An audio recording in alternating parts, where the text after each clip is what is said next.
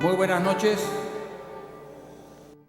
El Colegio de Abogados de Lima y las entidades auspiciadoras de este evento les dan su más cordial bienvenida a este foro que hemos titulado La reforma del Código Civil en debate, al que daremos paso con la exposición que estará a cargo de destacados maestros universitarios, quienes nos alcanzarán sus puntos de vista respecto al debate que desde ya hace 12 años se viene suscitando sobre la conveniencia o inconveniencia de modificar integralmente este valioso código. Este foro se desarrollará a partir de hoy hasta el día viernes 7 de abril, en el curso del cual consideramos que la ilustración que nos será alcanzada por los profesionales del derecho civil, entre ellos académicos y maestros universitarios del más alto nivel en su respectiva especialidad, nos permitirá dilucidar en mejor forma la cuestión planteada. Señalamos que es necesario buscar la estabilidad jurídica y que toda perspectiva de modificación, en principio, debe abarcar aquello que resulte urgente y necesario, y además que dicha modificación sirva para que el nuevo texto sea sustancialmente mejor y, sobre todo, más útil que aquel que se encuentre vigente, pues de lo contrario, el propósito de cualquier reformador traerá consigo una mayor confusión e inestabilidad jurídica en las instituciones del derecho. Es dentro de este contexto que daremos inicio a este foro denominado la reforma del Código Civil en debate. Vamos a ceder el uso de la palabra para el tratamiento del tema que constituye nuestra primera inquietud. ¿Es necesaria la reforma? Para ello están con nosotros dos distinguidos maestros universitarios. Uno de ellos es el profesor de contratos en la Universidad de Lima y abogado del estudio Billo, Ramírez y Abogados, el doctor Jacques Billo-Crien, a quien saludamos con un fuerte aplauso.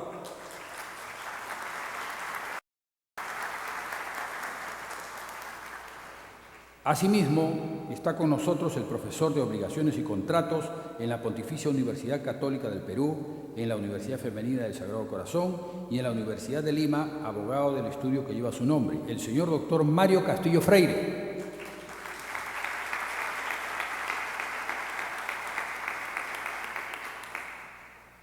Y se encuentra con nosotros en el estrado de honor un distinguido maestro universitario, calificado profesor emérito de la Universidad Nacional Mayor de San Marcos y profesor principal de la Pontificia Universidad Católica del Perú. Él tratará después el tema Derecho de Personas, el señor doctor Carlos Fernández Cesareo.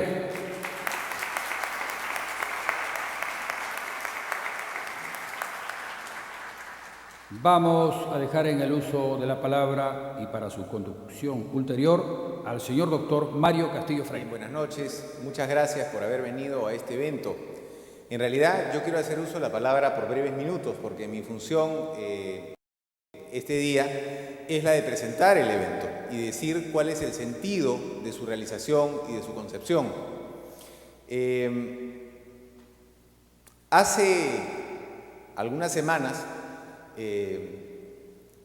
sentimos la necesidad de proponerle al Colegio de Abogados de Lima la realización de este evento, por cuanto el tema de la reforma del Código Civil es un tema que viene siendo manejado de espaldas a la comunidad jurídica. Es un tema que viene siendo manejado prácticamente entre cuatro paredes. Se vienen realizando de vez en cuando algunos eventos con una capacidad muy limitada, en donde fundamentalmente hablan los que proponen las reformas y no permiten palabras disidentes.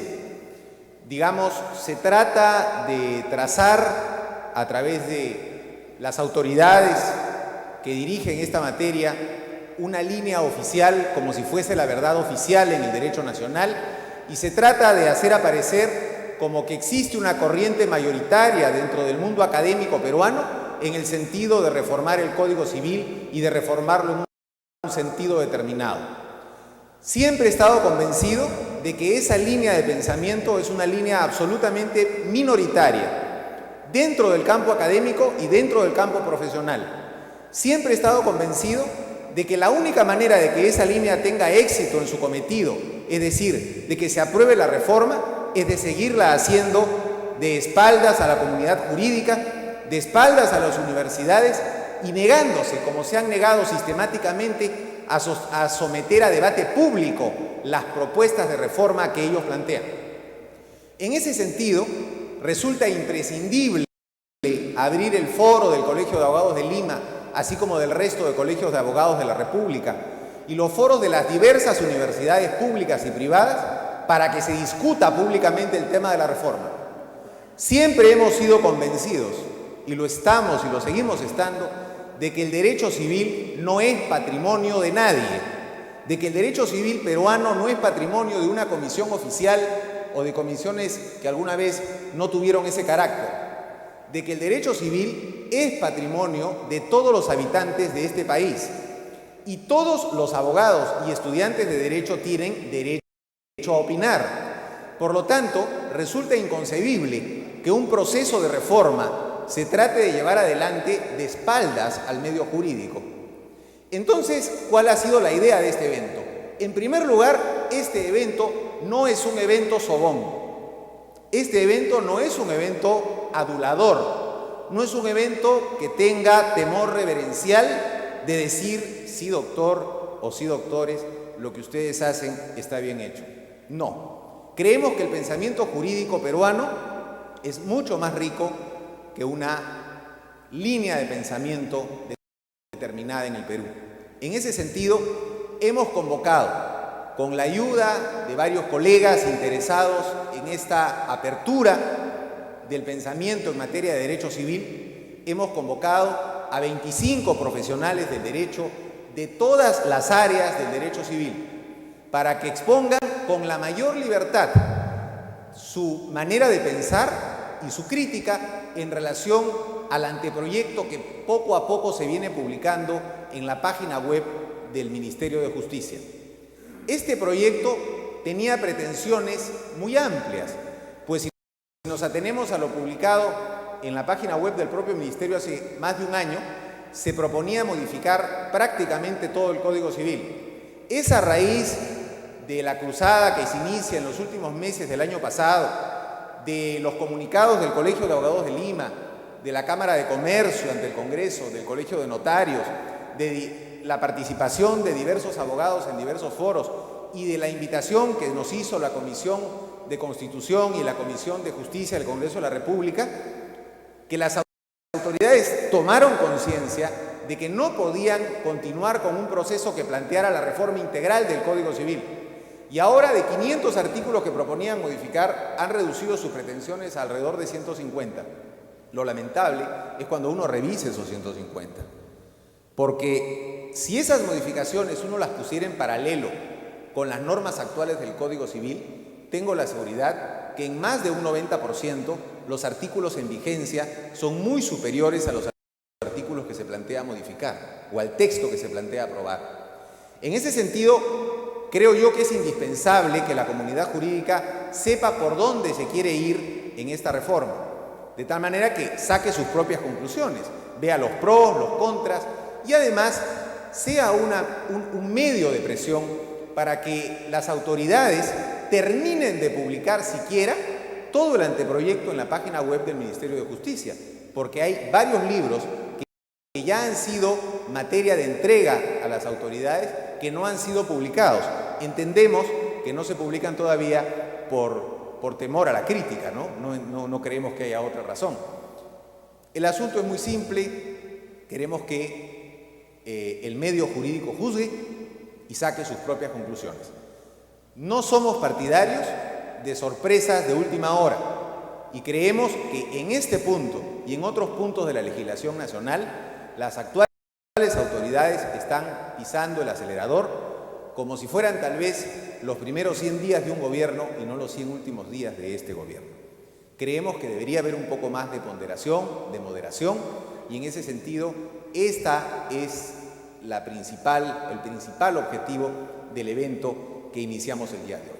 No quiero abusar del tiempo, simplemente quería expresar lo que he expresado y darles la bienvenida, pedirles disculpas a nombre de los organizadores porque por razones de seguridad el Colegio de Abogados de Lima cerró sus puertas en razón de un evento de última hora que se ha organizado en un ambiente paralelo de este colegio, que ha generado todo este inconveniente. Pero a partir del día de mañana no va a haber este tipo de problemas. De tal manera que muchas gracias por su participación, por su asistencia. Y bueno, vamos a empezar entonces con el rol de oradores, y la persona que me va a continuar en el uso de la palabra es el doctor Jacques Vigio-Crem, quien seguramente en unos breves minutos, porque tenemos muy pocos minutos para cada uno de nosotros, hará una breve reseña de lo que significó la importancia del Código de 1984 y qué problemas él ha visto en este proceso de reforma. Muchísimas gracias.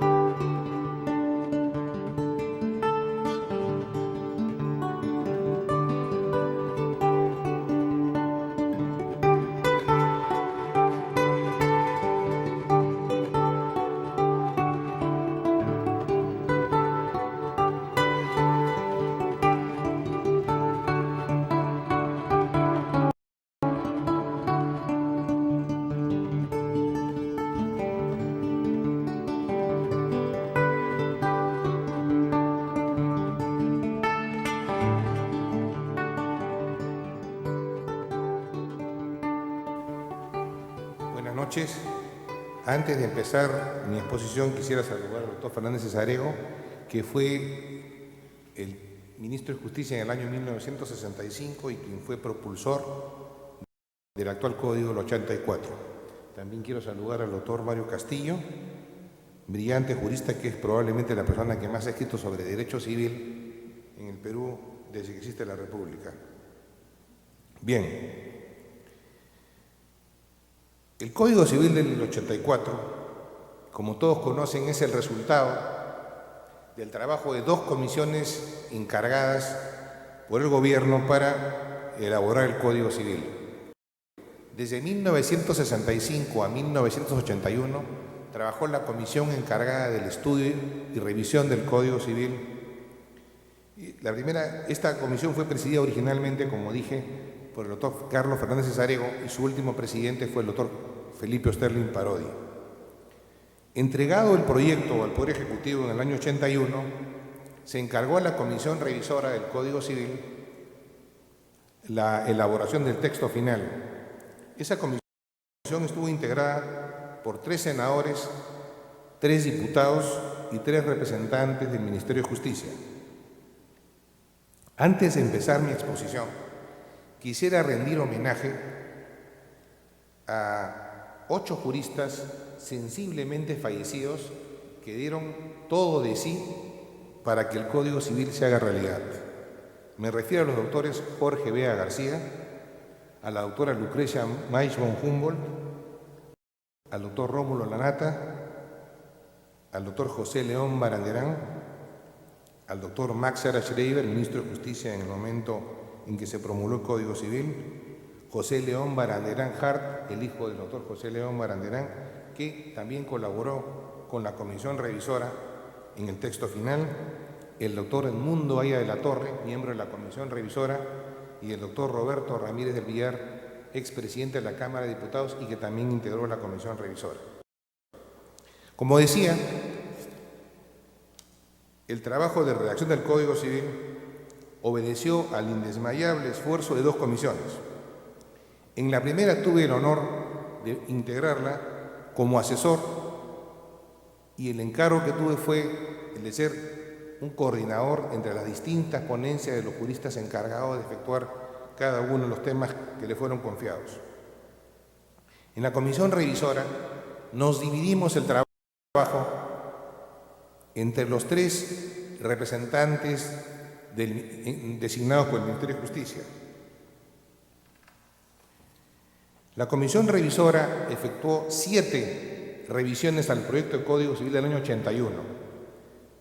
La quinta revisión, o el resultado de la quinta revisión, fue objeto de una publicación en el Diario Oficial del Peruano el 15 de febrero de 1981. 1984 con el objeto de recibir las sugerencias de la ciudadanía y fue una solicitud expresa del aquel entonces ministro de Justicia, Ernesto Alaiza Grundi. El Código Civil, desde que fue promulgado en el año 84, ha sufrido diversas modificaciones. Y yo me quiero referir especialmente a una en particular, a una respecto de la cual yo tengo especial cariño y que ha sido sustituida en el año 2001 por una ley dictada durante el gobierno del presidente Paniagua. Voy a hacer una comparación entre el Código del 36, el Código del 84 y el texto sustitutorio. Me estoy refiriendo concretamente a la posibilidad de resolver una compraventa a plazos cuando se ha pagado más del 50%. Todos recuerdan el texto del artículo 1562 del Código del 84, me refiero a la versión original. Este artículo 1562 decía que si alguien pagaba más del 50% ya no podía haber resolución de contrato. ¿Qué dice el nuevo texto? ¿Y por qué la crítica que yo voy a formular? Con todo el respeto. Y esto me va a llevar a decir algo que es muy importante. El 70% de los actos de la vida del hombre, como dice Luis María Razónico, se reducen a comprar o vender. De ahí la importancia del contrato de compraventa. Pero ¿qué dicen Colán y Capitán? Colán y Capitán sostienen que si bien no todo el mundo vende, todo el mundo compra. Quiere decir entonces que el universo de compradores es mucho mayor que el universo de vendedores. Y de ahí que el legislador del 84 puso especial énfasis en dotar de una especial protección al comprador. ¿Cómo se manifiesta esta protección al comprador? Primero, se eliminan los pactos de preferencia y de mejor comprador regulados en el Código del 36 y que solamente beneficiaban al vendedor. En segundo lugar, se regula la lesión con carácter general. Ya únicamente no se beneficia al vendedor como ocurría en el Código del 36, en que solamente podía invocar lesión el vendedor, sino que también se confiere la lesión al comprador. En tercer término, ustedes recuerdan que en el Código del 36 la venta ad corpus era irrevisable. En el Código del 84, cuando hay una diferencia de más del 10%, siempre la venta ad corpus es objeto de reajuste. Finalmente, existía el artículo 1562, que protegía evidentemente al comprador, que había pagado el 50%, pero que no desprotegía al vendedor, porque siempre tenía la posibilidad de exigir el saldo de precio. Y además había introducido una norma en el artículo 1323 que facultaba la aceleración de vencimientos. ¿Qué ha pasado entonces con este artículo 1562? Y para tal efecto me voy a permitir poner un ejemplo. Ha existido una jurisprudencia o una ejecutoria de la Corte Suprema en el año 72, que fue el texto que prácticamente inspira el artículo 1562, que estableció que cuando alguien pagaba el 90% del precio, la compraventa no podía ser objeto en ese tiempo de rescisión o llámesele resolución en estos momentos. O sea, quien pagaba 90% ya no podía ser objeto de una rescisión del contrato, no obstante que hubiera falta de pago. En el caso que ocurrió en el año 72, las partes, una urbanizadora, había vendido un terreno, sobre ese terreno el comprador había levantado una construcción, se había dejado de pagar, pero se habían pagado 19 años de los 20 años del saldo de precio. En consecuencia, se había pagado 95% del precio.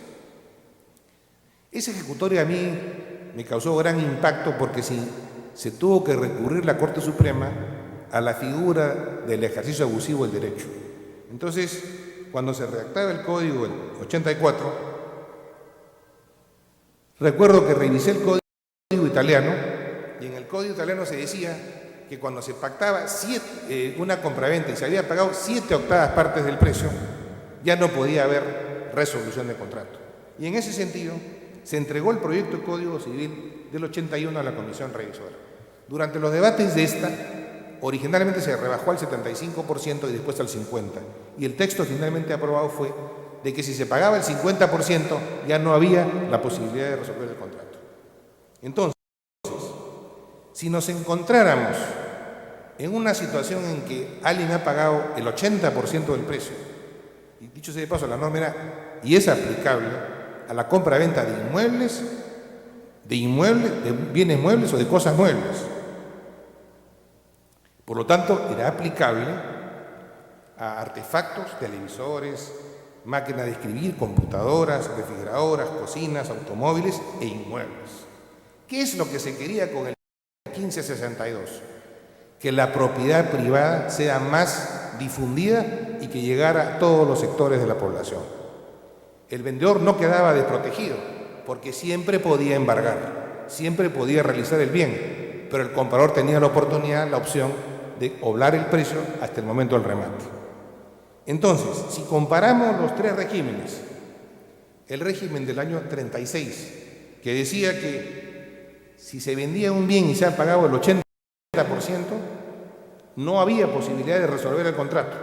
Así decía el Código del 36, salvo pacto en contrario. ¿Qué decía el Código del 84? Que si se pagaba el 80%, no podía haber resolución de contrato, pero el pacto en contrario era nulo. Recuerdo que la propuesta de sancionar con nulidad fue del doctor Max Areschreiber. Y finalmente, ¿qué cosa dice el texto nuevo? Dice una cosa que es prácticamente de perogrullo. Me voy a permitir leer el texto. Dice, las partes pueden convenir que el vendedor pierde el derecho a optar por la resolución del contrato si el comprador hubiese pagado determinada parte del precio. Dice algo prácticamente que lo reconocen todos los autores de la doctrina. Si yo puedo condonar una obligación, también puedo renunciar mi derecho a poder resolver un contrato.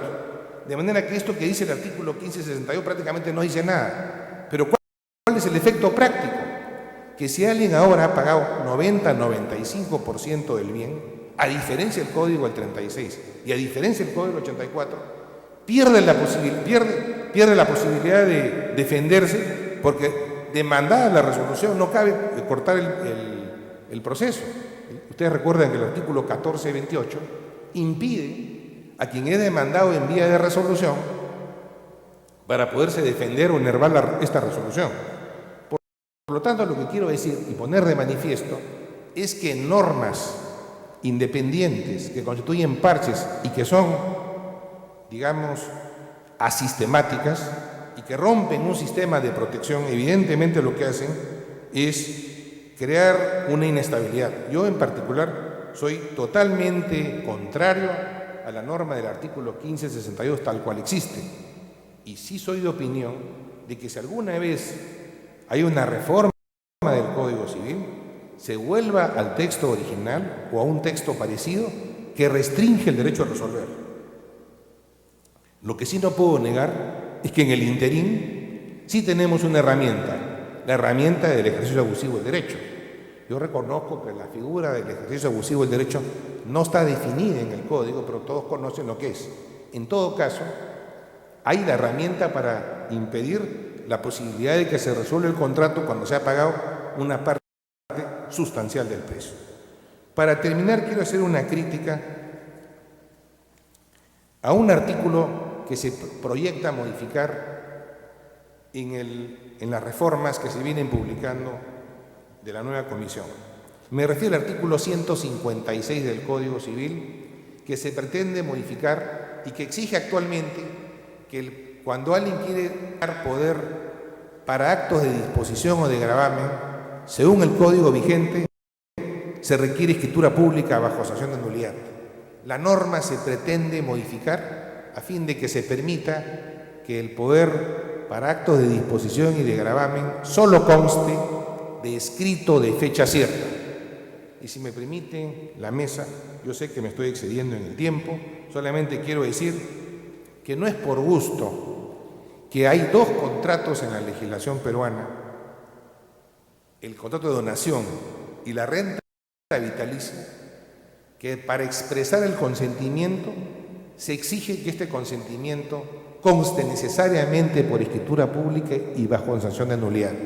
Me refiero a la donación regulada en el artículo 1625 de bienes inmuebles, que exige forzosamente de escritura pública, y me refiero también a la renta vitalicia, regulada en el artículo 1925, que exige también para la renta vitalicia la formalidad de la solemnidad de la escritura pública.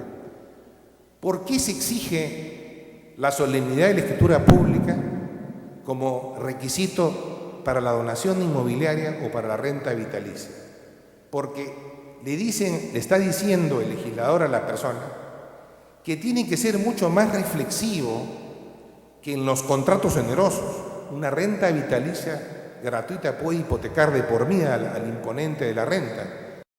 Y quien va a efectuar una donación también tiene que pensarlo mucho más, porque no va a recibir nada a cambio. Cuando yo vendo, cuando permuto, cuando yo doy en suministro, cuando doy en arrendamiento, cuando doy en comodato, no me exigen escritura pública porque es un contrato oneroso. Sin embargo, en la donación inmobiliaria, como el donante hace un sacrificio, que tiene un quebranto económico, no va a recibir nada a cambio, y por eso se le exige un poco más de reflexión.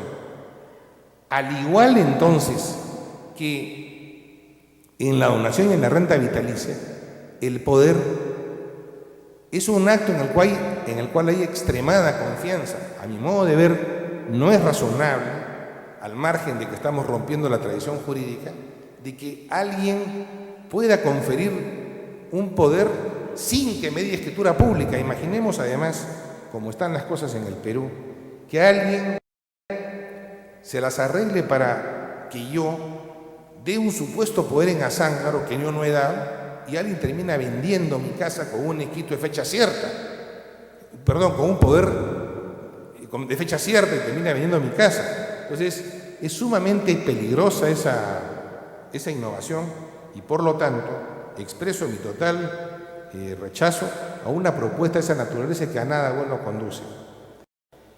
Bien, se me ha acabado el tiempo y quiero agradecerles a todos su inmensa paciencia.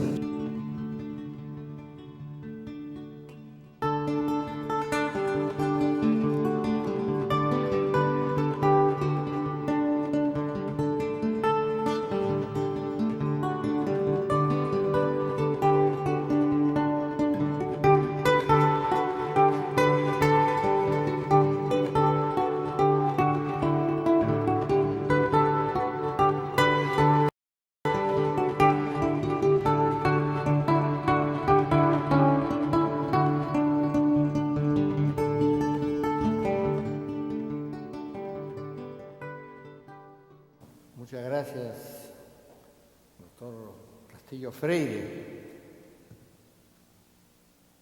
Veo mucha gente joven y en homenaje a ella quisiera brevemente trazar el periplo de la elaboración, el recorrido en la elaboración del Código Civil. No voy a entrar en recuerdos muy antiguos, pero yo fui profesor de Derecho Civil Comparado en el doctorado de la Universidad de San Marcos, a partir de 1956. Eso me obligó a un estudio muy intenso de los códigos vigentes, de la doctrina y hasta donde se podía de la jurisprudencia. Y salí de la cátedra convencido de que había que reformar el Código del 36, no tanto en su parte técnica, porque era un buen código, porque era una buena copia hecha por gente muy inteligente de los códigos alemán, suizo y en cierta medida el brasilero. Y así fue que en ese accidente que se provocó y que me llevó al Ministerio de Justicia, con fecha 1 de marzo de 1965, se inició el proceso de reforma, que duró 19 años. La primera comisión estuvo integrada por 8 juristas, los mejores profesores en cada rama del derecho, prescindiendo de todo tipo de subjetividad, simpatías, los mejores. Esta comisión, además, tenía en su seno un representante de la Corte Suprema y un abogado, es decir, uno que no era profesor, pero que tenía una intensa práctica profesional. Este proceso de 19 años, que pasa por 2 comisiones, es sucedido por otra etapa, la etapa de la reforma del Código. Yo, a diferencia del planteamiento del doctor Castillo, yo creo que el derecho está en la vida, la teoría tridimensional. Si no hay vida, no hay derecho. Si Caín no mata a Abel, lo digo por todas partes, ¿de qué derecho hablamos? ¿Qué podemos valorar? ¿Qué podemos normar? O sea que en la vida está el derecho. El derecho valora las interferencias y elabora las normas. Entonces, si en la vida se producen cambios, esos cambios tienen que reflejarse en las normas, cambios debidamente valorados. Por eso yo creo que el código cada cierto tiempo tiene que ser revisado y reformado si las circunstancias lo requieren, si la realidad de la vida lo exige. El problema no está en hacer o no la reforma. El problema está en manos de quien se hace la reforma. Y esto es lo delicado. Reformar un código es como manejar una sinfonía y cambiarle algunas partes. Entonces, el problema es ese. Y yo creo que lo que ha dicho el doctor Castillo Freire se refiere a esta última y tercera etapa de la Comisión Reformadora del Código. Tan convencido estoy de que hay que atender la vida y que hay que renovar el código con prudencia, con sagacidad, con sabiduría, para perfeccionarlo y actualizarlo. ¿Qué son los 2 mandatos? Perfeccionarlo y actualizarlo. Y fue así que en 1991, teniendo el cargo de director del Centro de Investigaciones de la Universidad Jurídicas de la Universidad de Lima, se convocó a un grupo numeroso de profesores y a través de varias comisiones, como tantos libros tiene el Código, se empezó una tarea de proponer las reformas que después de 10 años así lo exigía el Código. Pero no es tanto que la vida había cambiado en 10 años. Era que como yo había participado intensamente en el proceso de elaboración del código, ya sabía dónde estaban sus vacíos, sus carencias y sus errores, y esto me tenía sumamente preocupado. Y claro, un voto, una palabra contra otras autorizadas palabras, muchas veces no es escuchada con razón, aunque tenga la razón. Entonces, esa fue mi preocupación. Ya yo sabía dónde había que atacar, que cambiar, dónde había que actualizar, que perfeccionar. Y esa fue la razón fundamental por la que se inicia este proceso de reforma en 1991.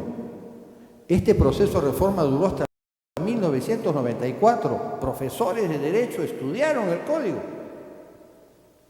Y el Centro de Investigación, terminada esta operación, en los albores del año 1985, entrega al Congreso este proyecto. Pero este proyecto es publicado en el Diario Oficial del Peruano el 7 de enero de 1985, para hacerlo público.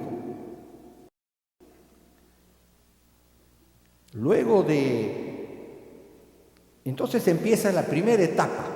Se dicta una ley y se nombra una comisión para elaborar una ley para la modificación del código. Esta primera etapa dura muy poco, porque vienen las elecciones de 1985 y ahí concluyó. Hay un nuevo gobierno, nuevos integrantes del Parlamento, una segunda etapa con una nueva comisión. Yo participé en la primera etapa como relator que proponía y discutía los artículos frente a los miembros de la comisión y fui miembro de la segunda comisión.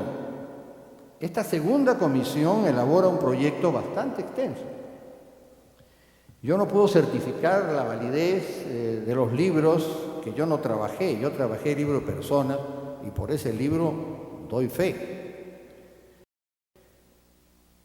Esta segunda etapa empezó a trabajar en el año 1997 hasta el cambio de gobierno, en el año 2000 por ahí.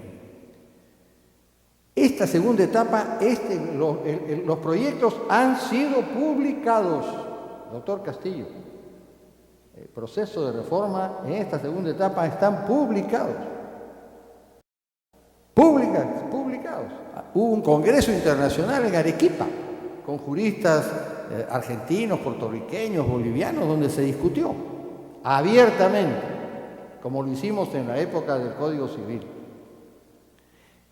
Esta segunda etapa termina y la tercera etapa del proceso es la actual, donde se nombra una comisión donde el doctor Masaria Sherebe, el doctor Manuel de la Puente y el que habla no fueron convocados, seguramente por ser muy viejos y por estar en desuso,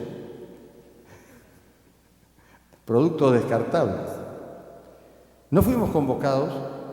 Y es esta comisión, todo lo que ha dicho el doctor Castillo Freire, no hay que referirlo a la totalidad del proceso, sino a esta tercera etapa.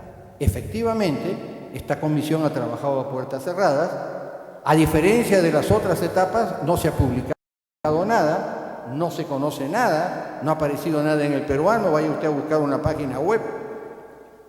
Esta no es la forma de discutir algo tan delicado y tan importante como una operación quirúrgica del más alto nivel, que es modificar un código.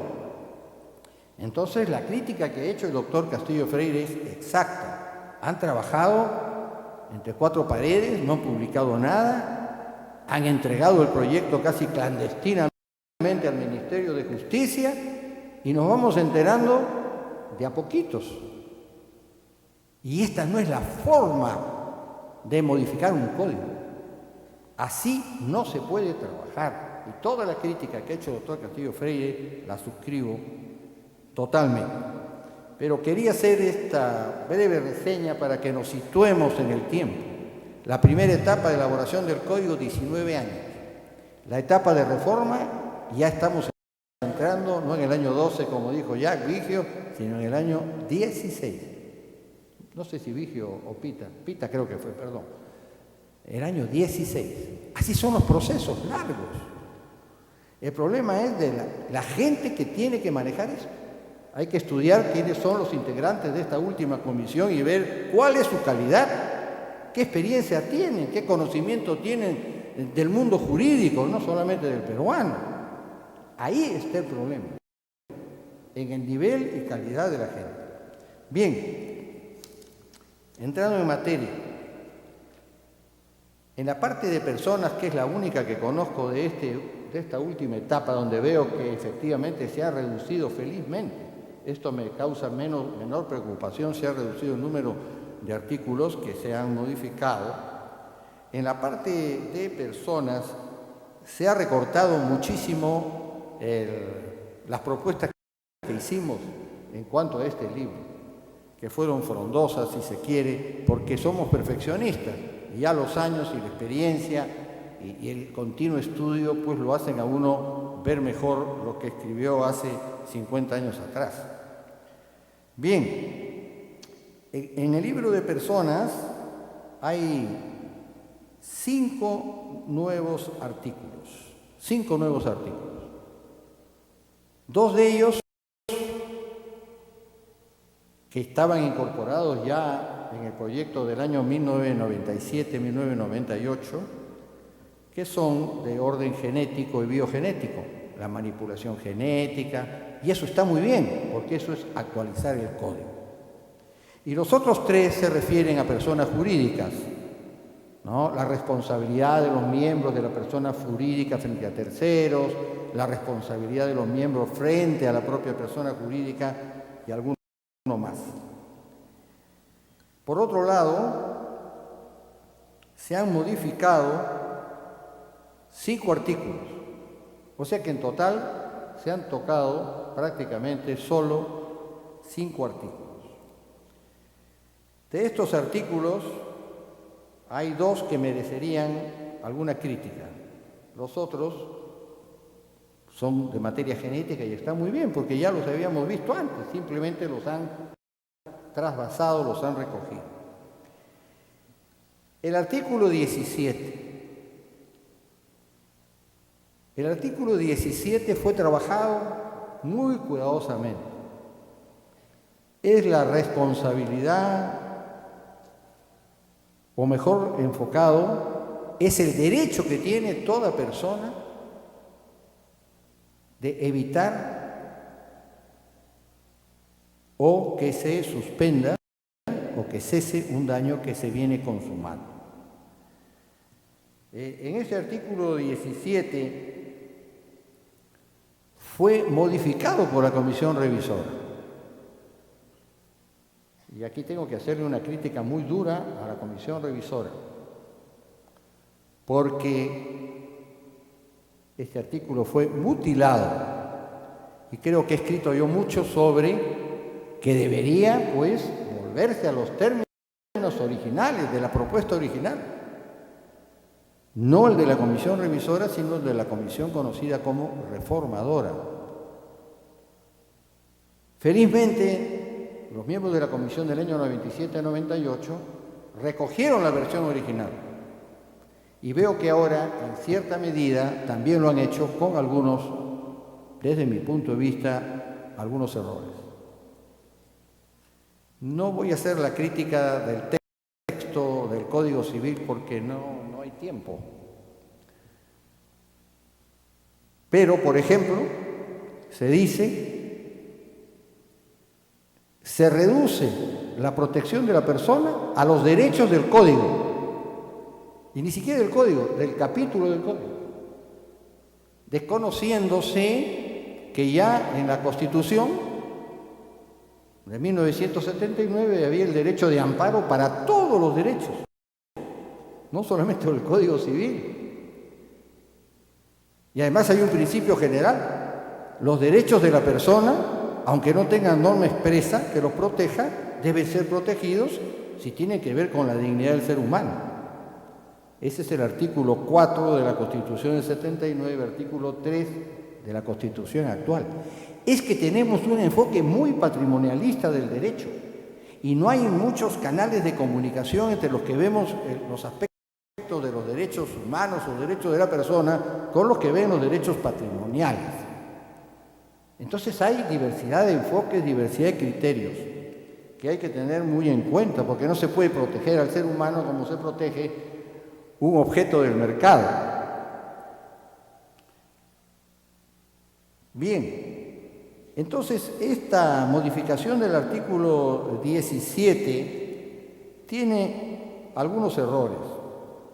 Tendría que leerla, pero esto me consume tiempo también. Todo consume tiempo ahora.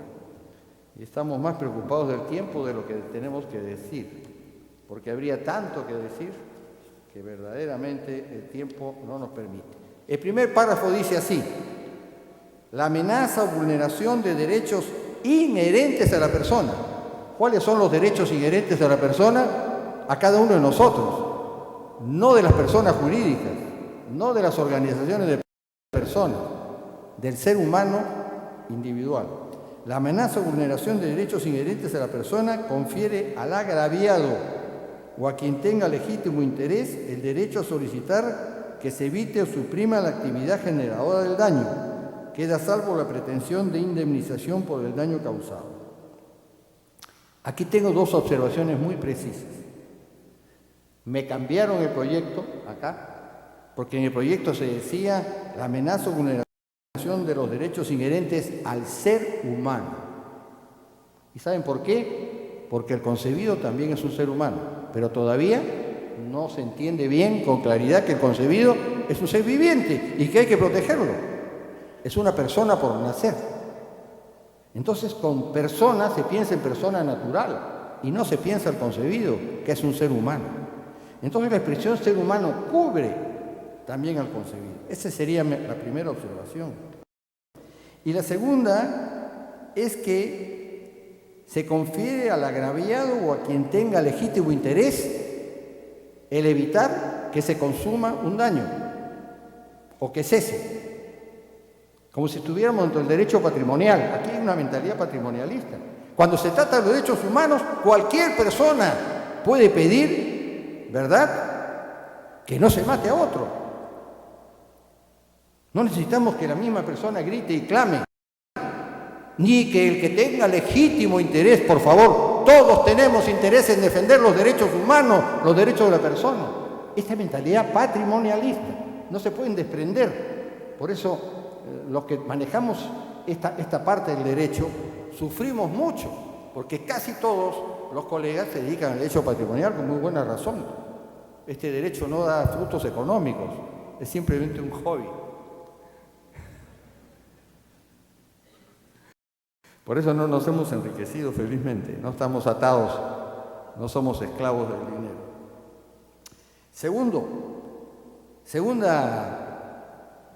Tenemos aquí otra observación en el segundo párrafo. Cuando el daño es producido por dos o más personas, la responsabilidad es solidaria. Aquí Jacques Vigius se acordará que el código actual dice una locura, ¿no?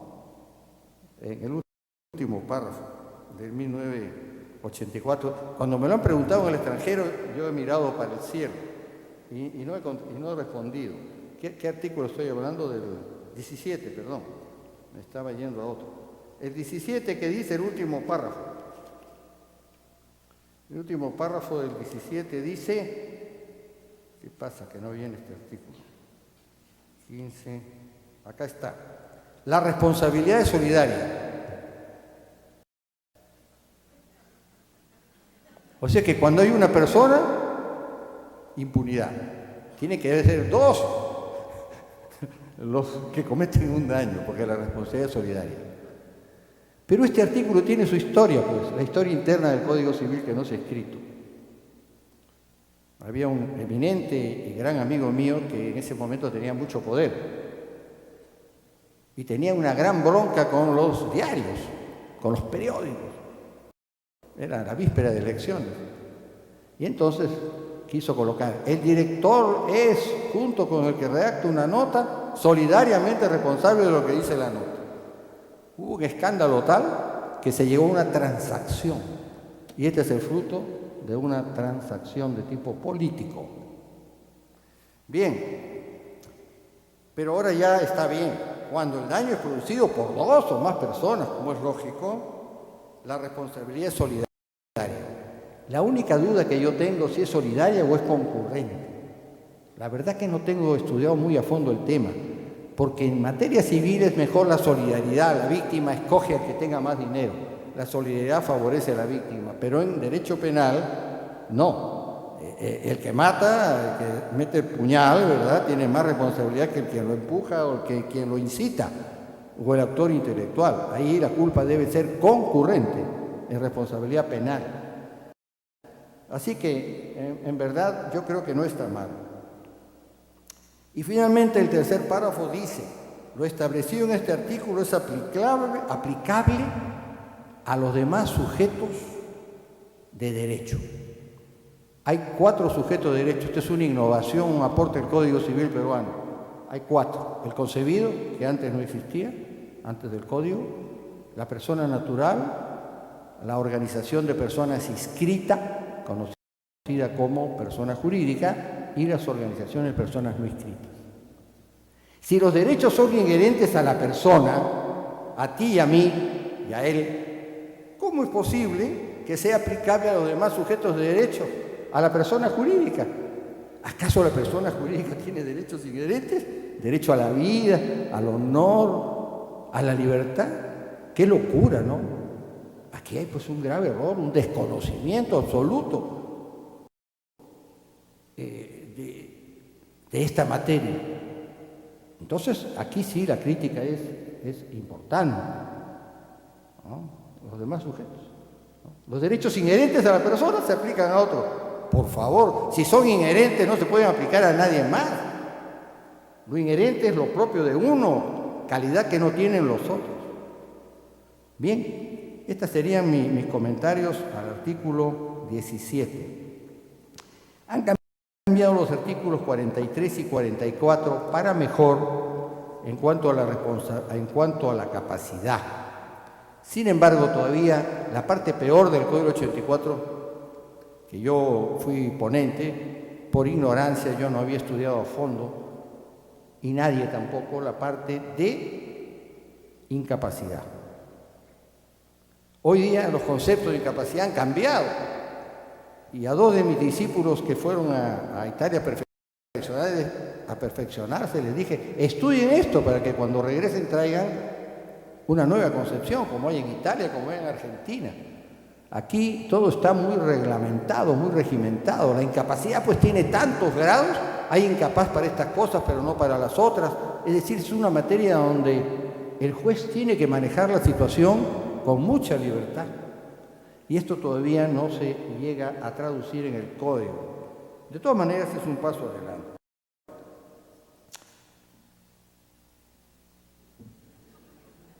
Calma, no lo puedo atrasar, qué lástima. Porque el artículo 78 es el otro artículo que de aquí a 50 años se va a cambiar. De eso estoy convencido. Pero todavía, sí, estoy convencido, todavía no ha madurado. Hay cosas que no han madurado. El daño al proyecto de vida, a pesar de que está en la Corte Interamericana, que ya entró a la Argentina, que en Italia, que aquí mismo ya lo están aceptando los grandes maestros, ¿no? Va a demorar pues otros 50 años porque hay que ir pues modificando el código con mucha lentitud, cuando hay jurisprudencia. Eso es así, eso es natural. La persona jurídica, dice el primer párrafo, es sujeto de derecho distinto de sus miembros. Distinto de sus miembros. ¿Cómo se define la persona jurídica? Como algo entre comillas, que es distinto de sus miembros. Pero nadie me ha dicho en qué consiste ese algo. No me lo han dicho. No está en ninguna parte. No se define la persona jurídica. Se dice lo que no es, pero no se dice lo que es. Y este es el grave error que no estaba en la mente de la escuela pandectística alemana que crea esta figura, y sobre todo de Savigny, que fue su divulgador. Savigny, ¿qué dijo? Y esto se olvida. Savigny dijo, no hay otra persona que el ser humano. Pero como es necesario ayudar a las organizaciones de personas jurídicas, vamos a crear jurídicamente, formalmente, artificialmente, un sujeto de derecho que no es el ser humano. Esta es una mentira, pero hay que hacerla, dijo Savigny, y con razón, porque es muy útil. Y entonces cuando se pregunta qué es, cuál es la naturaleza de la persona jurídica, nadie lo puede decir. Es lo que no es. No son sus miembros, no. Entonces, ¿qué son? ¿Un conjunto de caballos? No. ¿De avispas? No. ¿De qué son? ¿Fantasmas que salen de un closet? No. ¿Qué es la persona jurídica?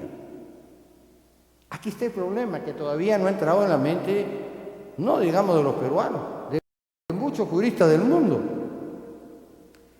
La teoría tridimensional comprende todo el derecho. No hay institución jurídica que no tenga un enfoque tridimensional, es decir, donde no haya vida humana interferida, valorada y normada. Todas las instituciones, no hay ninguna que se salve.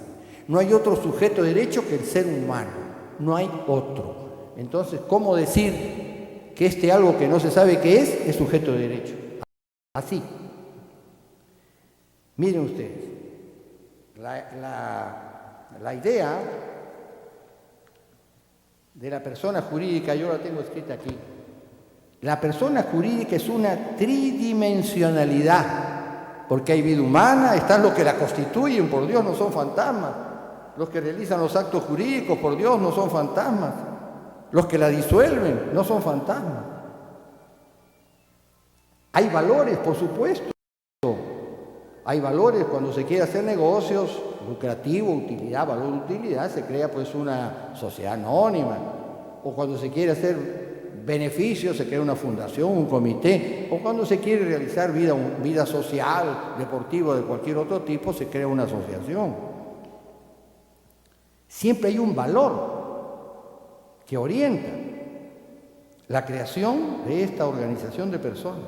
Entonces, no, es una tridimensionalidad, hay vida humana, hay valores y por supuesto en el código hay un montón de normas que regulan a la persona jurídica. Pero hay una norma muy importante, muy mal redactada en el Código Civil peruano, como lo he leído, una norma que dice: la persona humana es una organización de personas que realiza valores y que es regulada y normada. Pero los derechos y deberes de ese conjunto de personas,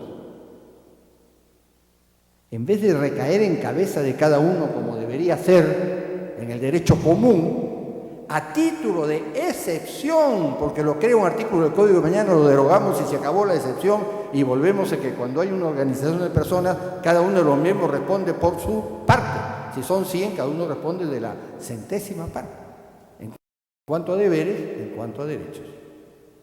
Como ocurre con las organizaciones de personas no inscritas. Entonces, pues, ve, ya me sacaron de la cancha. Y yo no soy como sub, ¿no? La cultura es deportiva, ¿no? El entrenador de arqueros de la U, ¿no? Rebelde, ¿no? Bueno, entonces, pues, la persona jurídica es una organización de personas que realiza valores y que está regulada. Pero una norma deriva los derechos y deberes, ¿a dónde? ¿A dónde? ¿A dónde? ¿A dónde? ¿A un ente ideal? No. A una expresión lingüística, y aquí termino, porque con esto termino, a una expresión lingüística. A eso se reduce la técnica, a una expresión lingüística. ¿Quién adquirió esta propiedad? La Universidad Nacional Mayor de San Marcos. ¿Cuántas palabritas? Esa es la persona jurídica.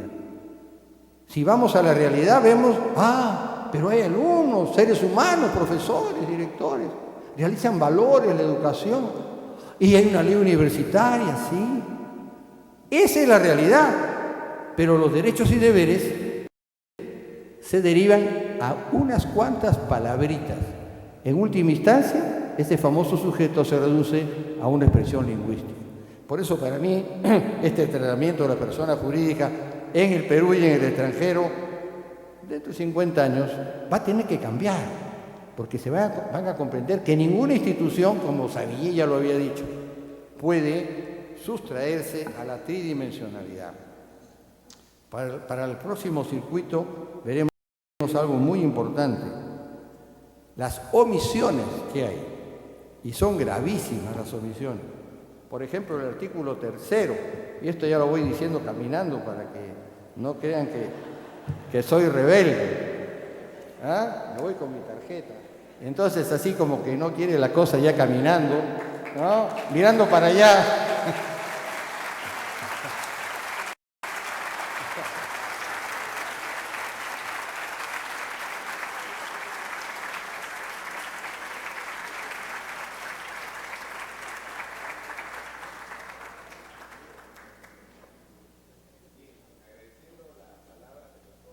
Agradeciendo las palabras del doctor Carlos Fernández Azarego, vamos a hacer un brevísimo intermedio de 5 minutos para cambiar los integrantes de la mesa y para continuar. Normalmente el intermedio va a ser mayor en los días siguientes, pero como hemos empezado un poco tarde, vamos a hacer nada más 5 minutos de intermedio. Gracias.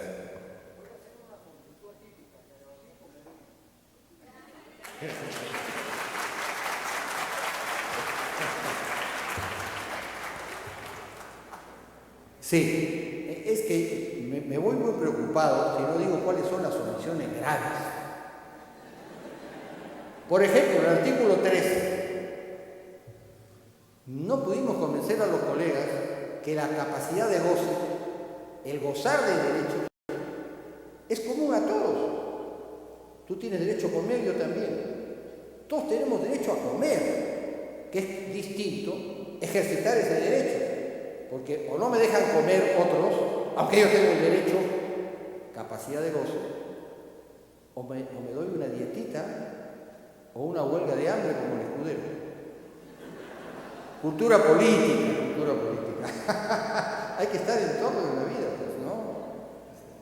Bien. Esa es la primera objeción. Este artículo dice que la capacidad de goce puede sufrir limitaciones, y eso es falso. Lo único que puede sufrir limitaciones por ley es la capacidad de ejercicio.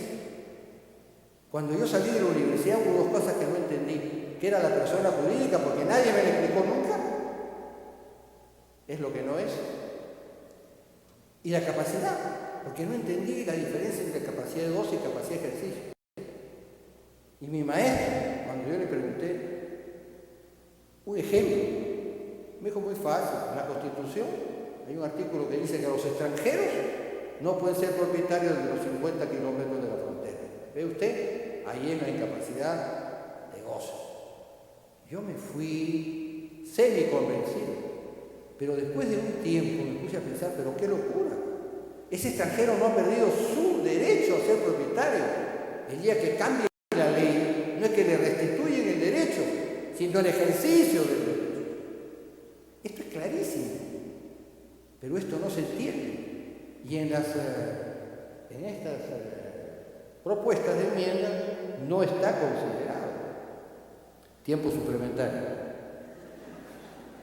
Oye, qué abusivo soy, ¿eh?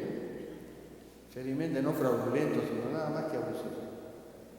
Bien, oiga, hay que tener un humor, porque ¿sabe que la mejor terapia es la risa? Hay que reírse, hay que divertirse, hay que ser jovial, juvenil. Mire usted, otras, pero esto no ya no me voy a referir a ellos. Artículo primero, el concebido. Nadie entiende que la condición a que se alude ahí es resolutoria y no suspensiva. ¿Y sabe por qué no entiende? Porque no sabe lo que es sujeto de derecho. Si se dice que el concebido es sujeto de derecho, evidentemente, desde que es una modesta celulita, antes de su viaje de 7 días, ya saben ustedes hasta dónde, ya ahí ya tiene derechos, porque es sujeto de derecho. No tiene que esperar a nacer.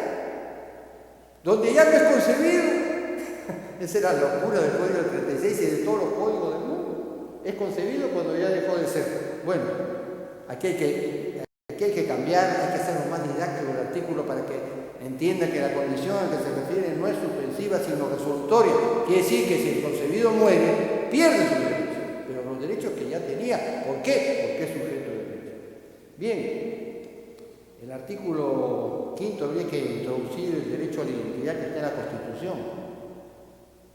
Es tan fácil introducirlo, ¿qué problema hay? Artículo 14, en esa época se redactó el artículo 14, que era la protección de la intimidad personal y familiar, muy escueta. Entonces se ha desarrollado muy bien. Ahora sí la tarjeta roja, de verdad.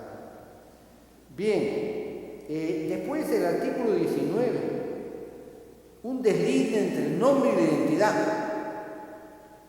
No, yo tuve un juicio, me llamaron a un juicio increíble, en que el juez de primera instancia había declarado que porque le faltaba el segundo nombre a alguien que había fallecido, sus hijos no podían ser hijos. Lo importante es la identidad y no el nombre.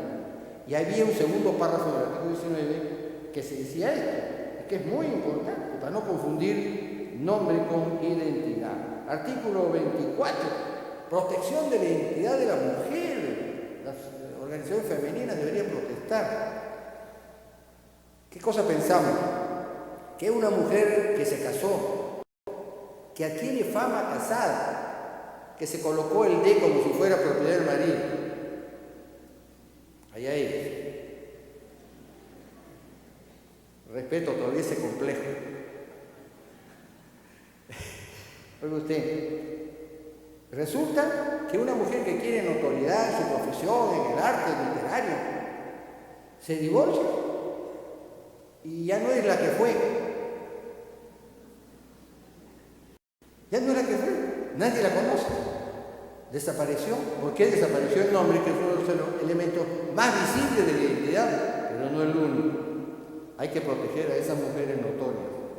El artículo 35 hay una contradicción con el artículo 33. Por un lado, artículo 33, domicilio único, y en el 35 aparece el múltiple, sin decir, sin perjuicio de lo dicho en el 33.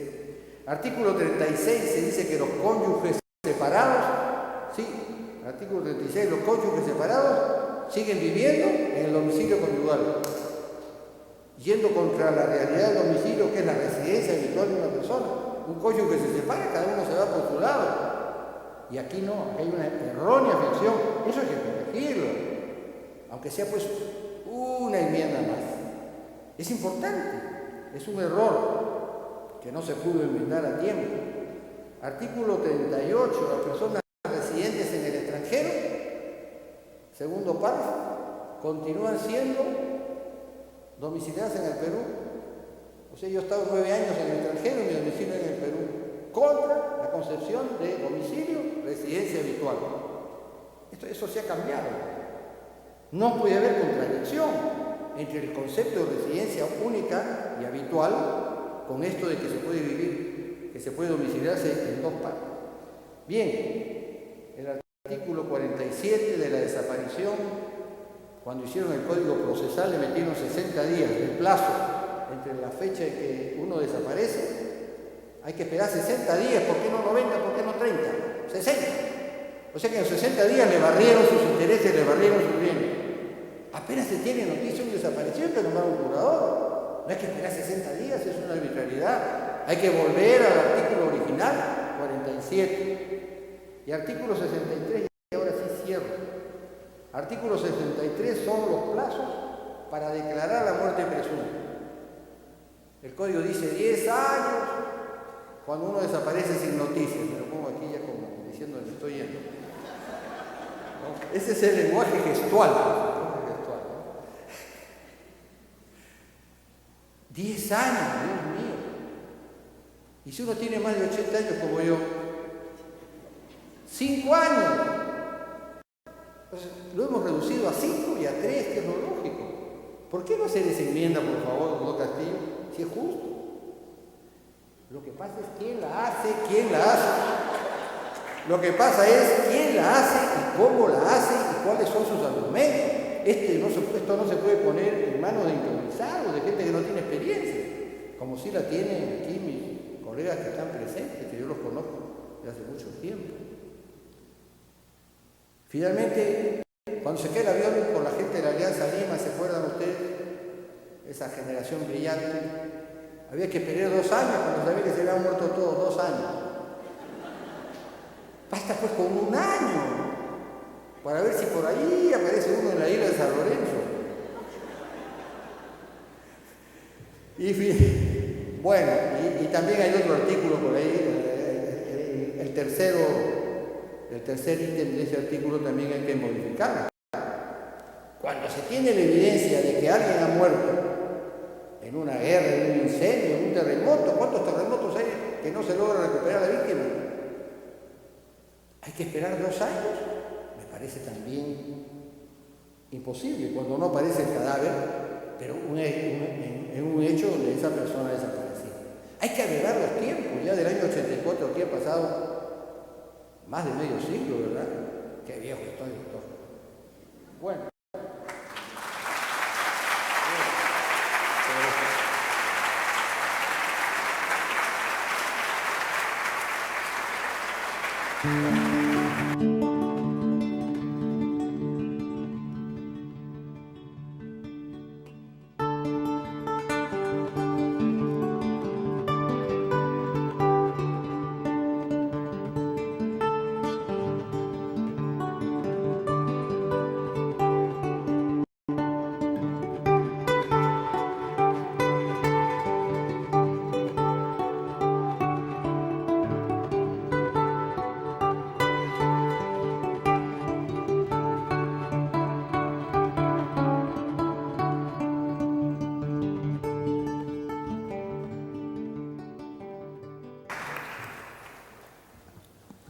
Buenas noches a todos. En primer lugar, debo agradecer al Colegio de Abogados por la invitación, a los organizadores del evento y en especial al doctor Castillo por haber confiado en mí para poder exponerles a ustedes este planteamiento de reforma del Código Civil y en lo que respecta al título preliminar.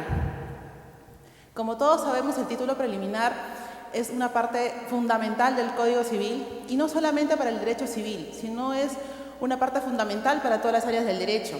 Luego de la Constitución, el título preliminar nos da las bases para que nuestro ordenamiento jurídico se mantenga sólido y vigente, como ha venido siendo desde el año 84 con nuestro código vigente. Mi exposición se va a dividir en dos partes. En un primer momento vamos a ver las reformas que se plantearon en inicios del año 2005, que aparecieron en las páginas web del Ministerio de Justicia. En esa primera reforma, en el anteproyecto de esta reforma, la comisión encargada planteaba literalmente modificar todo el título preliminar. Si era derogar algunos artículos o eran cambiar algunos otros. Luego, transcurrido solamente un año, la comisión dio marcha atrás y se dio cuenta que modificar todo el título preliminar no era la salida, no era la solución a los problemas que tal vez intentaban buscar solución. Y simplemente han optado porque sean solamente 4 modificaciones, las cuales veremos si realmente son urgentes y necesarias, como ellos mismos lo han calificado.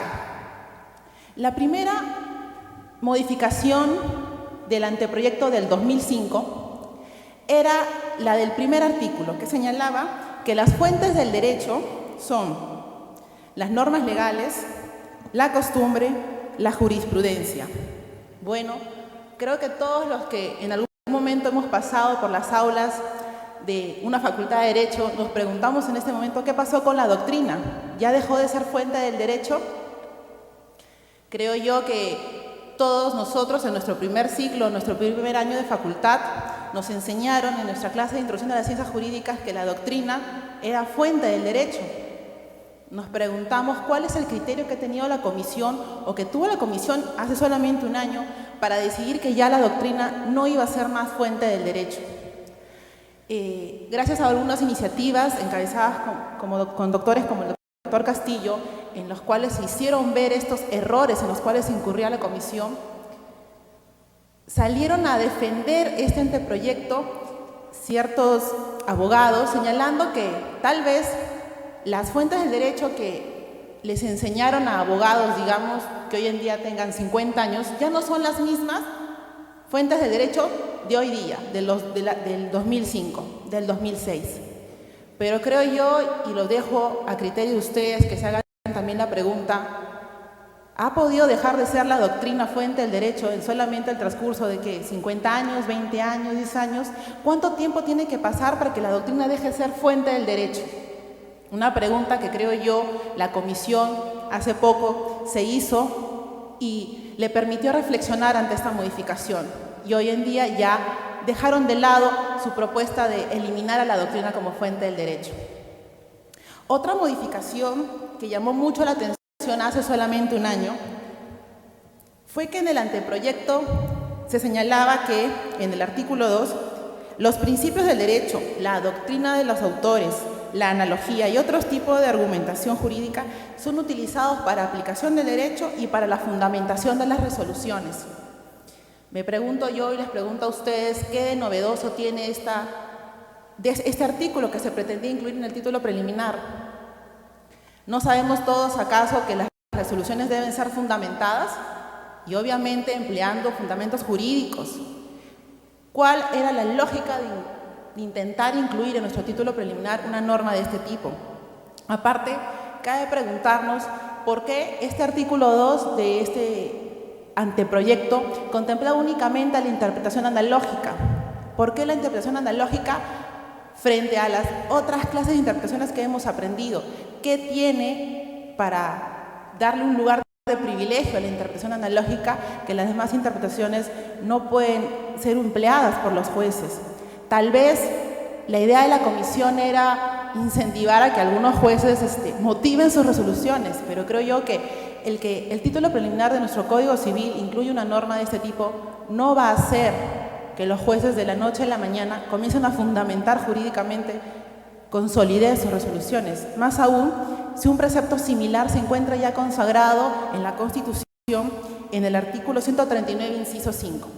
¿Por qué entonces, si ya la Constitución, nuestra Carta Magna, nuestra norma principal, ya tenía una norma con ese tenor, por qué incluirlo nuevamente en el título preliminar? ¿Cuál era lo necesario, lo urgente, lo fundamental y lo trascendental de incluirlo en el título preliminar?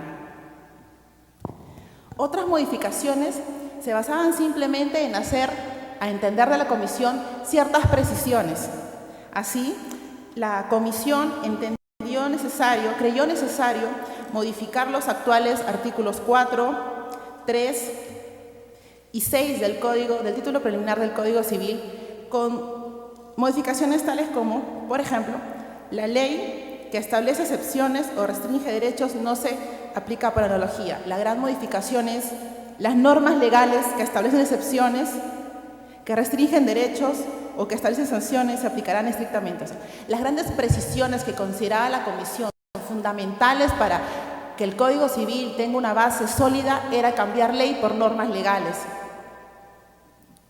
La intención de la Comisión, según exponen en su exposición de motivos, disculpen la redundancia, era dar más precisión, evitar problemas en la práctica. ¿Cuáles eran los problemas que podían presentarse en la práctica si el título preliminar, estos artículos hablaban de ley y no de normas legales? Otro punto importante han sido los artículos que en un principio proponían derogar. Entre ellos encontramos el artículo 7º del actual título preliminar, que habla sobre la aplicación de la norma jurídica pertinente, señalando que era una norma netamente procesal y por ello no debía estar considerado en el título preliminar del Código Civil. También se proponía derogar el artículo 8, obligación de administrar justicia, la aplicación de los principios del derecho. Y el motivo por el cual se proponía derogar este artículo era porque ya se encontraba establecido en la Constitución en el artículo 139, inciso 8. Entonces aquí cabe preguntarnos, ¿por qué la Comisión en algunos casos propone derogar artículos del título preliminar por considerarlos reiterativos en consideración con la Constitución y en otros propone establecer nuevos artículos en el título preliminar reiterando lo que ya dice la Constitución? Encontramos que no hay una lógica en el actuar de la Comisión en este anteproyecto que en el año 2005 se presentó. También proponían derogar el artículo 10 sobre vacíos de la ley, por considerar que era una norma que simplemente implicaba atribuciones de los magistrados y que por ello no debía estar contenido en el título preliminar del Código Civil. La pregunta que nos hacemos hasta el momento es, ¿cuáles eran las trabas que los artículos que proponía la Comisión derogar ponían a la práctica que todos nosotros como abogados, como magistrados o como simples ciudadanos que en algún momento tenemos que recurrir al Poder Judicial nos ponían?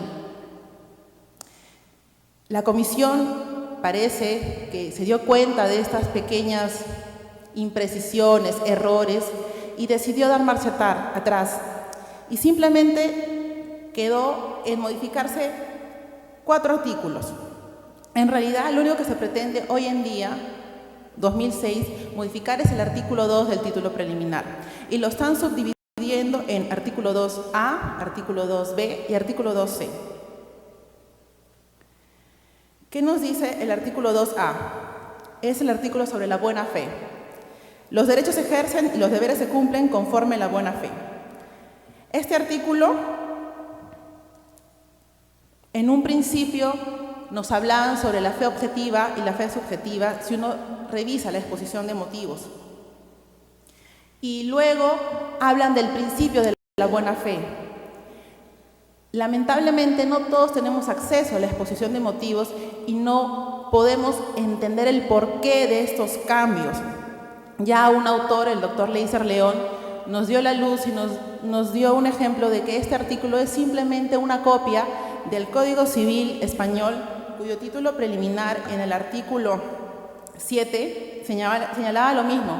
Y a su vez este Código Civil español es una copia del Código Civil suizo del año de 1907. Entonces, lo que se ha dedicado a la Comisión hasta el momento es buscar códigos civiles extranjeros buscar títulos preliminares extranjeros y creer que lo que dicen esos títulos preliminares son mejores y convenientes a nuestra realidad, sin fundamentar con solidez y con lógica cuáles son los motivos reales que impulsan a proponer estas modificaciones. Otro tema que se incluye es el relativo al artículo número 7 del anteproyecto, que básicamente es lo mismo que el artículo 2 actual del título preliminar. La única modificación es que se establece un plazo prescriptivo de 2 años para los temas de abuso del derecho. Es decir, se mantiene el tema de que la ley no ampara el ejercicio ni la omisión abusiva de los derechos, y la Comisión señala el plazo, la pretensión prescribe a los 2 años de la ocurrencia del abuso. Nos preguntamos, ¿cuál ha sido la lógica, el fundamento para establecer 2 años, no 5, 10? No explica la exposición de motivos, no da una fundamentación al respecto. Y otra pregunta, ¿por qué hablar de plazos en el título preliminar cuando hay un artículo preciso en el Código Civil, el 2001, que establece los plazos prescriptorios? ¿Por qué sacar el orden, no seguir la lógica de nuestro código y establecer, tal vez con una buena fundamentación, que sea a los 2 años el plazo de prescripción? ¿Por qué no colocarlo en el 2001? Un inciso más al 2001 no haría mal a nuestro código, ya que a la Comisión le gusta modificar. Bueno, sería una buena modificación para el artículo 2001. Pero podemos ver de que no hay ninguna solidez, no hay una explicación. Es simplemente un deseo de modificar por modificar, de dejar lo que se puede dejar y aumentar en lo que se pueda aumentar. Y si puedo meter plazos prescriptorios, perfecto, meto plazos prescriptorios sin consideración alguna. Otro tema importante es el tema de la teoría de los actos propios. Para la Comisión Reformadora, cree que es importante, es urgente, incluir un artículo sobre los actos propios en el título preliminar, señalando que no es lícito hacer valer un derecho en contradicción con una conducta anterior, cuando en razón de ella otro sujeto haya tenido motivo justificado para confiar razonablemente en que no ejercerá tal derecho. Es decir, la Comisión considera que este principio del derecho, que es la teoría de los actos propios, debe ser incluido en el título preliminar, pero lamentablemente la doctrina nacional y extranjera no es unánime al dar el calificativo de principio a la teoría de los actos propios. La teoría de los actos propios, si se le puede dar alguna precisión jurídica, es una simple regla del derecho, que como regla del derecho tiene excepciones, no es un principio. Si fuera un principio no tendría excepciones, y la teoría de los actos propios sí la tiene. No se puede aplicar teoría de los actos propios en casos de nulidad, anulabilidad, ineficacia. Es más, algunos autores sostienen que la teoría de los actos propios ni siquiera puede ser aplicada en nuestro ordenamiento jurídico, porque ya hay soluciones dentro de nuestro Código Civil para los supuestos en los cuales se pretende hacer uso de la teoría de los actos propios. Esto también nos muestra cómo la Comisión, al hacer este tipo de modificaciones, deja una puerta abierta para que se trate de sacar la vuelta a la norma. Les pongo un ejemplo. Si se celebra un acto jurídico nulo y se ejecutan las prestaciones de ese acto jurídico, y luego uno de los contratantes se da cuenta que el acto jurídico es nulo y solicita la nulidad del acto jurídico, tiene una nulidad absoluta, ni siquiera parcial, la contraparte podría señalar de que no, de que la pretensión debería declararse infundada por la teoría de los actos propios, porque quien ahora demanda la nulidad en un primer momento celebró el acto jurídico y llevó a cabo las prestaciones, pero la teoría de los actos propios no está para salvar nulidades. Entonces no es un principio. Este es un ejemplo del por qué la teoría de los actos propios es una regla del derecho y por qué no debe ser incluido en el título preliminar, que como bien sabemos da las bases para todo el derecho civil y en otras ramas del derecho. Otra norma que se pretende modificar del título preliminar es respecto al fraude a la ley. Este artículo, señala la Comisión, no tiene ningún precedente en nuestro título preliminar. El artículo sobre el fraude a la ley señala: constituye fraude a la ley el acto que pretende pretende un resultado contrario a una norma legal, amparándose en otra dictada con finalidad diferente. El acto es nulo salvo disposición legal distinta. Es decir, no entendemos cuál es lo urgente y lo necesario para incluir una norma como esta, el fraude a la ley. Y sobre todo, ¿por qué? Si es un fraude a la ley, cabe salvo disposición legal distinta. Es decir, un acto que de origen es evidente que es un fraude a la ley, puede permitírsele al legislador ver en qué situaciones podría no ser un fraude a la ley o en qué situaciones sí podría ser un fraude a la ley. Como hemos podido ver, las modificaciones al título preliminar en este breve repaso nos evidencian que la Comisión tiene un afán, o tenía un afán hace un año, de modificar todo, de crear un título preliminar totalmente nuevo. ¿Qué ha sucedido en un año para que esas modificaciones urgentes y necesarias que a inicios del 2005 ahora ya no son urgentes y necesarias? Simplemente que la voz de algunos abogados, algunas personas que defienden la solidez de nuestras normas, la solidez de nuestro Código Civil, hizo reflexionar a la Comisión.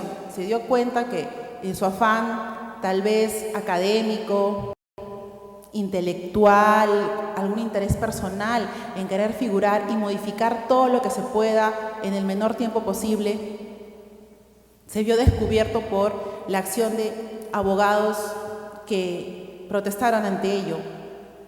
Hoy en día se pretende modificar ya no todo el título preliminar, solamente 4 artículos, pero lo que yo los invito a ustedes es que analicen realmente si vale la pena, si es urgente, si es fundamental para la supervivencia de nuestro Código Civil que se modifiquen esos artículos. También quiero aprovechar la oportunidad de resaltar que el Colegio de Abogados haga eventos de esta naturaleza en donde invitan a personas que podríamos estar en contra de la reforma como podríamos estar a favor de la reforma. Yo no niego que reformar el Código Civil sea una buena opción dado el paso de los años, pero las reformas deben ser reformas sólidas, deben ser reformas de fondo, no deben ser simples reformas terminológicas en expresiones de ley por normas legales.